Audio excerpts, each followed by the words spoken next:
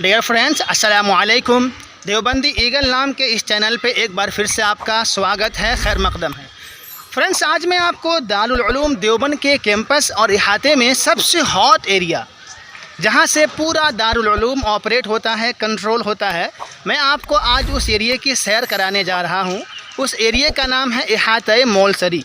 मौलसरी एक दरख्त का नाम है, क्योंकि जिस इहाते की मैं आपको सैर कराऊंगा वहाँ पर 2 दरख्त हैं मौलसरी के नाम से, इसलिए पूरे इहाते को इहाते मौलसरी कहा जाता है।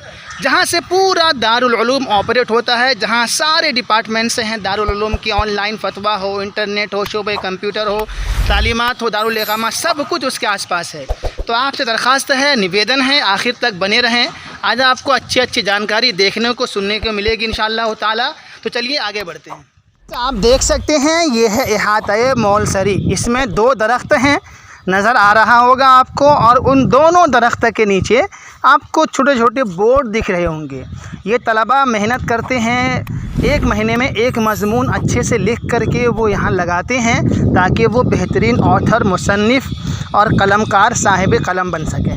और ये आपको सामने दिख रहा होगा 9 किस्म के दरवाज़े सामने दिख रहा है, इसका नाम है नौदरा। इसमें 9 दरवाज़े आपको बने हुए दिख रहे होंगे, इसी मुनासबत से इसको नौदरा कहा जाता है। इसके बारे में एक किस्सा मशहूर है कि यहाँ जो कुछ बैठकर याद किया जाए और जो भी याद करे उसको जल्दी याद हो जाता है, और वो देर तक उसके माइंड में सेव भी रहता है। और ये किस्सा है, हम इसकी तकज़ीब या तस्दीक नहीं करते हैं, क्योंकि बुज़ुर्गों की सरज़मीन है, बुज़ुर्गों का एरिया है, यहाँ उनकी रूहें बसती हैं, उनके बरक़ात हैं। तो इस तुफ़ैल से, इस वास्ते से अगर जल्दी याद हो जाए, देर तक महफूज रहे, तो कोई दिक्कत की बात नहीं। आपको इहाते मौलसरी के दूसरी तरफ राब्ता मदारिस अरबिया का ऑफ़िस दिख रहा होगा, दफ्तर दिख रहा होगा। यही वो दफ्तर है जहाँ से पूरे हिंदुस्तान के मदारिस को हिदायत दी जाती हैं। कोई ऐलानात हो, कोई पैगामात हो, कुछ भी ऐसा कुछ, या कोई जलसा बुलाना हो, कोई मीटिंग बुलानी हो, तो यहीं से वो सारा कुछ ऑपरेट होता है। इसी राब्ता मदारिस अरबिया इस्लामिया के ऑफिस के दूसरी तरफ तारीख़ी कुआं है, जिसके बारे में कहा जाता है कि हुज़ूर अकरम सल्लल्लाहु तआला अलैहि वसल्लम ने इस कुएं से जिन तलबा को पानी पिलाया है, उन्हीं तलबा का दाखिला दारुल उलूम में होता है और क़यामत तक होगा, जब तक ये दुनिया कायम रहेगी। ये एक रिवायत है, मैं इसकी तस्दीक तकज़ीब नहीं करता, बस आपको बताना है कि इसी कुएं के बारे में वो रिवायत मशहूर है। मुहिब्बाने दारुल उलूम और आशिक़ाने दारुल उलूम के दिली इत्मीनान के लिए ये रिवायत काफ़ी है। ये कोई एतक़ादी या फ़िक़ही मसला नहीं है जिसकी हम बड़े अच्छे तरीके से जांच पड़ताल करके एक हुक्म लगाएं। एक रिवायत है, सही भी हो सकती है, गलत भी हो सकती है, ख्वाब है, ख्वाब हर एक को आ सकता है। यहाँ हमने पहले पानी पिया, यकीन जाने रूह अफ़ज़ा पानी है, दिल को सुकून होता है, बहुत ठंडा पानी है, मीठा पानी है। कभी आप भी आएँ तो ज़रूर इस कुएं का पानी पीजिए। फ्रिज भी लगा हुआ है, हैंड पंप से भी आप पी सकते हैं, और नल भी लगा हुआ है, नल से भी लगाकर आप पानी यहाँ का नोश कर सकते हैं। आगे बढ़ते हैं फ्रेंड्स, दूसरी तरफ देख लीजिए आप, ऊपर बालाई मंजिल में वहाँ दफ्तर तालीमात है, दारुल इकामा है। दफ्तर तालीमात का मतलब होता है कि जहाँ से दारुल उलूम की सारी तालीमी सरगर्मियाँ अंजाम पाती हैं। और दारुल इकामा, दफ्तर दारुल इकामा में तलबा के हॉस्टल्स का नज़्म ज़ब्त होता है, किन तलबा को कहाँ सीट देनी है, किसकी सीट सोख्त होनी है, किसकी सीट कटनी है, किसको कहाँ रखना है, इस तरह की चीज़ें दफ्तर दारुल इकामा से अंजाम पाती हैं। जब आप थोड़ा सा आगे बढ़ेंगे पुराने दारुल हदीस की तरफ, तो आपको वहाँ पे खूबसूरत मंज़र नज़र आएगा। स्क्रीन पे आपको दिख भी रहा होगा, तलबा अपने मुताले में मुनहमिक हैं, मशगूल हैं। हदीस क़ाल अल्लाह क़ाल रसूल की सदाएं यहाँ से हमा वक्त बुलंद होती रहती हैं। कितना अच्छा खूबसूरत मंज़र है, देखकर आपको, जब आप वहाँ हाजिर होंगे तो वहाँ की सदाओं को सुनकर आपका दिल बाग बाग हो जाएगा। फिर जब आप इहाते मौलसरी में दोबारा आ जाएंगे, आने के बाद फिर आप तलबा के हॉस्टल की तरफ जाना चाहेंगे तो एक गली गुजरेगी नौदरा से। उस गली में जैसे ही आप एंट्री मारेंगे, सामने आपको शोबा मुनाजरा नज़र आएगा, जो आपको स्क्रीन पर दिख भी रहा होगा। इस शोबा मुनाजरे में तलबा इस बात की प्रैक्टिस करते हैं कि दूसरों के सामने इस्लाम को किस तरह रिप्रेजेंट कर सकें, इस्लाम में जो गुमराह फ़िरके हैं उसका रद्द कैसे कर सकें, उसको सही चीज़ कैसे पहुँचा सकें, इसकी यहाँ प्रैक्टिस होती है। आप थोड़ा और आगे बढ़ेंगे तो वहाँ आपको तख़स्सुस फ़िल अदबिल अरबी का शोबा नज़र आएगा, जहाँ तलबा, अरबी ज़ुबान के शौकीन तलबा, अरबी ज़ुबान सीखने پہنچنے کے لیے بے انتہا محنت اور کوشش کرتے ہیں۔ پھر جب آپ دوسری گلی سے دوبارہ احاطے مولسری میں انٹری ماریں گے تو آپ کو اوپر دیکھ سکتے ہیں اسکرین پہ دفتر اہتمام نظر آ رہا ہے۔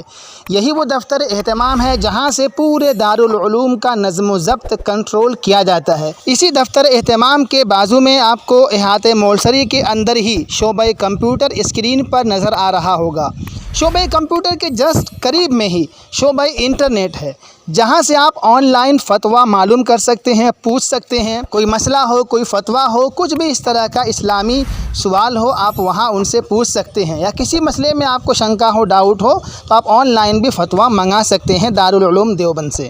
دارالعلوم ایک الہامی ادارہ ہے، اس میں کوئی شک نہیں ہے۔ اسی لیے دارالعلوم کے ترانے کا ایک مصرع ہے: خود ساقی کوثر نے رکھی میخانے کی بنیاد یہاں، تاریخ مرتب کرتی ہے دیوانوں کی روداد یہاں۔ لیکن لوگ یہ سمجھتے ہیں کہ یہی وہ لکیر ہے جو اللہ کے نبی نے خواب میں آ کر لائن کھینچ کر بتایا تھا کہ بھائی دارالعلوم یہاں تعمیر ہونی ہے، یہاں دارالعلوم کا قیام عمل میں آنا ہے۔ لوگ یہ سمجھتے ہیں، آنے والے جو زائرین ہوتے ہیں۔ لیکن میں کلیئر کر دوں کہ یہ وہ لکیر نہیں ہے، بلکہ یہ لکیر اس لیے دارالعلوم کی انتظامیہ نے کھینچی ہوئی ہے کہ دارالعلوم اور اطراف دارالعلوم کی نماز جنازہ اسی احاطے مولسری میں ادا کی جاتی ہے تو صف بندی میں آسانی ہو، یہ وہ لکیر ہے، یہ وہ لکیر ہے۔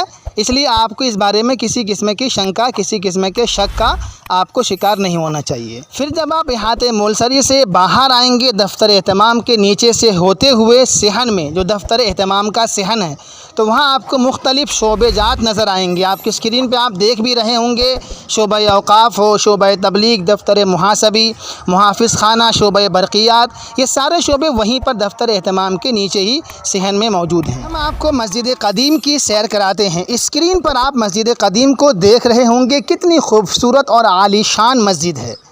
مسجد کی پیشانی پر لگے ہوئے کتبے سے اس کی تفصیل معلوم ہو جاتی ہے کہ یہ مسجد حکیم الاسلام قاری طیب صاحب رحمۃ اللہ علیہ کے زمانے میں پایۂ تکمیل کو پہنچی ہے۔ وضو خانے کی طرف آ جائیے۔ وضو خانے کی دیوار پر 2 کتبے لگے ہوئے ہیں، آپ اس کو پڑھ کر سمجھ سکتے ہیں۔ میں آپ کو بتا دوں اس کتبے میں کیا لکھا ہوا ہے۔ اس مسجد قدیم کے وضو خانے میں پہلے نل کے ساتھ ساتھ حوض کا بھی نظم تھا کہ آپ اگر چاہیں تو حوض سے بھی وضو کر سکتے ہیں، لیکن اب اس حوض کو پاٹ کر وہاں نارمل نل ٹائپ وضو خانہ تعمیر کر دیا گیا ہے۔ آپ اسکرین پر دیکھ بھی رہے ہوں گے۔ چونکہ یہ دارالعلوم کی تاریخ کا ایک حصہ تھا، ہمارے اکابر کی یاد کا ایک جز تھا، تو ہم نے آپ کے سامنے اس کو بیان کرنا اور آپ کو دکھلانا ضروری خیال کیا۔ اسکرین پر جو حصہ آپ کو نظر آ رہا ہے، پہلے وہ حوض یہیں پر تھا جس کو آپ پاٹ کر نل ٹائپ وضو خانے میں تبدیل کر دیا گیا ہے، آپ اسکرین پر دیکھ سکتے ہیں۔ ڈیئر فرینڈز، اب میں آپ کو مسجد قدیم کے اندرونی حصے کا منظر دکھاتا ہوں۔ اسکرین پر آپ دیکھ رہے ہوں گے، یہ ہے مسجد قدیم کے اندر کا حصہ۔ اندر 2 حصے ہیں مسجد قدیم کے، ایک تو محراب والا حصہ ہے، ایک محراب سے پہلے والا حصہ ہے۔ پھر اس کے بعد میں آپ کو دکھاتا ہوں دارالعلوم کا سب سے ہاٹ ڈپارٹمنٹ دارالفتہ، جس کو لے کر گودی میڈیا ہمیشہ کچھ نہ کچھ دارالعلوم اور مسلمانوں کے خلاف پروپیگنڈا کرتا رہتا ہے۔ آپ دیکھ سکتے ہیں مسجد قدیم کے صحن سے ہی دارالعلوم کے دارالفتہ کا راستہ گیا ہے۔ اوپر دیوار پہ لکھا ہوا ہے وے ٹو دارالفتہ، دارالفتہ کا راستہ۔ اس سیڑھی سے آپ اوپر جائیں گے، اوپر آپ کو دارالفتہ نظر آئے گا۔ مسجد قدیم کے صحن سے بھی دارالفتہ کا بورڈ آپ کو نظر آ رہا ہوگا، آپ دیکھ سکتے ہیں اسکرین پر۔ یہی وہ ڈپارٹمنٹ ہے جہاں سے سارے فتوے جاری ہوتے ہیں۔ بڑے بڑے مفتیان کرام اور علماء اعظام یہیں پر بیٹھتے ہیں، یہیں پر تحقیق اور ریسرچ کا کام ہوتا ہے۔ چھوٹے سے چھوٹا مسئلہ ہو، بڑے سے بڑا فتویٰ ہو، ان ساروں پہ یہیں پہ کام ہوتا ہے۔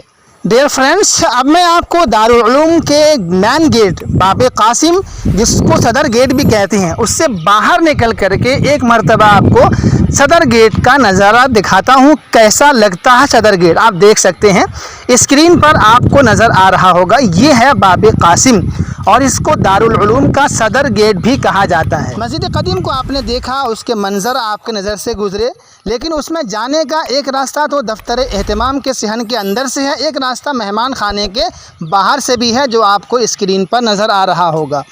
اور جسٹ وہیں پہ جیسے ہی مسجد قدیم سے باہر نکلیں گے، سامنے آپ کو دارالعلوم کا عظیم الشان مہمان خانہ نظر آئے گا۔ آپ کو اسکرین پر نظر آ رہا ہوگا میں آپ کو دکھا دوں اس کا ٹائم ٹیبل، تاکہ کبھی آپ دارالعلوم دیوبند آئیں یا دیوبند کسی بھی کام سے آئیں، اگر آپ کو ٹھہرنے کی پرابلم ہو تو دارالعلوم کا مہمان خانہ آپ کے لیے بہترین مسکن بن سکتا ہے۔ فرینڈس، آپ کی جانکاری کے لیے بتا دوں کہ میرا نام محمد ساحل قاسمی ہے، میں دیوبند رہتا ہوں۔ یہ دیوبندی ایگل نام سے ہمارا خود کا چینل ہے۔ ہماری ایک ٹیم ہے جو آنے والے مہمانان کرام کی خدمت کرتی ہے۔ آپ کو کبھی بھی دیوبند میں کسی بھی قسم کی ضرورت ہو آپ ہمیں کال کر سکتے ہیں، لیکن واٹس اپ کرنا زیادہ بہتر رہے گا، کال ریسیو کم ہوتی ہے۔ نمبر نوٹ کر سکتے ہیں آپ 9219097650۔ ڈیئر فرینڈس، ہم نے دیوبندی ایگل نام کے چینل کو ایک مشن کو فلفل کرنے کے لیے کریٹ کیا ہے۔ اس مشن کے کئی سارے بھاگ ہیں، کئی سارے پارٹس ہیں۔ اس کا ایک پارٹ ہے دارالعلوم دیوبند اور دیوبند سے وابستہ ساری جانکاری آپ تک پہنچانا، ویڈیو کی شکل میں، آڈیو کی شکل میں۔ اور اسی مشن کا دوسرا پارٹ ہے آپ کو کرنٹ افیئر کی جانکاری دینا۔ تیسرا پارٹ ہے تاریخ اور متفرقات۔ ابھی ہم ان 3 پوائنٹس پہ کام کر رہے ہیں اپنے مشن کو آگے بڑھانے کے لیے، اور پھر دھیرے دھیرے جیسے جیسے کام آگے بڑھتا رہے گا، آپ جیسے بھائیوں کا، دوستوں کا، ویورز کا سپورٹ ملتا رہے گا، چیزیں آپ کے سامنے آتی چلی جائیں گی انشاءاللہ تعالی۔ آپ نے دیکھا احاطے مولسری کو اور اس کے آس پاس کے دفاتر کو، آفیسز کو، کہ دارالعلوم جہاں سے مکمل طور پر آپریٹ ہوتا ہے، کنٹرول ہوتا ہے۔ اب انشاءاللہ آپ کو ہم اگلی ویڈیو میں دارالعلوم کے کتب خانے کی سیر کرائیں گے، جہاں پرانی کتابیں اور تاریخی مخطوطات موجود ہیں۔ اب ہم دارالعلوم سے باہر جاتے ہیں، ویٹ کیجیے آپ 2 یا 3 دن کے بعد انشاءاللہ اگلی ویڈیو آپ کے سامنے ضرور پیش کی جائے گی انشاءاللہ تعالی۔ تو آپ سے درخواست ہے کہ سبسکرائب ضرور کر لیجیے گا، لائک کر کے کمنٹ کر کے بتائیے گا آپ کو جانکاری کیسی لگی۔